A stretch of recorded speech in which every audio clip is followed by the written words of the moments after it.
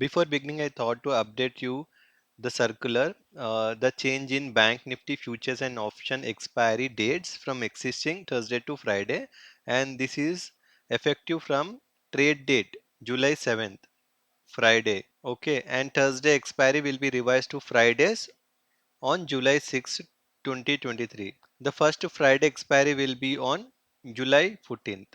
So the coming July 14th, the Thursday will not be the expiry, it will be on Friday, only for the Bank Nifty futures and options. Good evening guys, welcome back to my channel. Hope everyone is doing good. So Nifty in 5-minute chart, we opened flat and in first off we have seen a good sell off, and again there was a U-shaped recovery. So this was our support level, it broke and we thought there could be some more profit booking in the market, but there was a very good reversal from this level 18,534, and market closed where it opened with 5 points positive. Same with the Bank Nifty, also opened slight positive and there was a very good profit booking in 5 minutes candle, and it was somehow consolidating only in the range of support and resistance. So now let's begin the open interest analysis and we'll see what the big player planned. We'll follow by FII. In options input, they were holding 3 lakhs of put buying contract. Now they have unwinded 23,000 contract. So they have 2.88 lakhs of put buying. And in call, they were having 3.33 lakhs of call buying. Now they have unwinded 67,000 contract, still holding 2.65 lakhs of call buying. Call versus put, both are equal. So they are neutral in options. In future index, 46% long, 54% short. They have reduced the long, increased the short by 4 percentage. Stock future percentage, 55% long, 45% short, and in cash flow they have purchased for 385 crores. They have hedged their positions in F&O and they have purchased today in cash market. So they are neutral in F&O. Client are the retailers. Input, they were holding 2.98 lakhs of put writing. Today they have added 18,000 contracts, so they have 3.17 lakhs of put writing.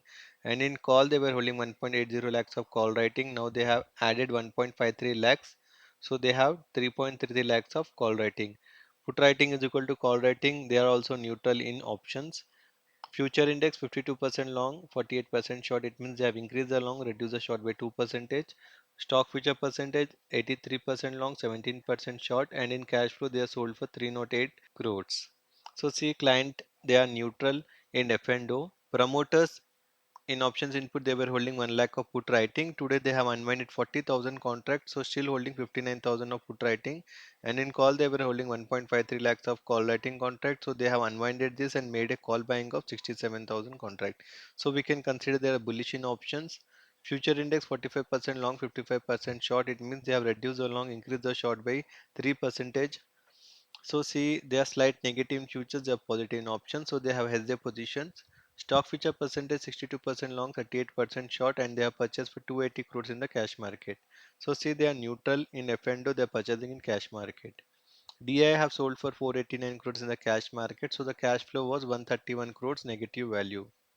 Put call ratio Nifty for this week is at 0.85 and Bank Nifty is at 0.92, so they are neutral to positive. So for month end, Nifty is at 1.32 and Bank Nifty is at 1.08. They are super bullish for month end. Now let's check the change in OI Nifty for this expiry.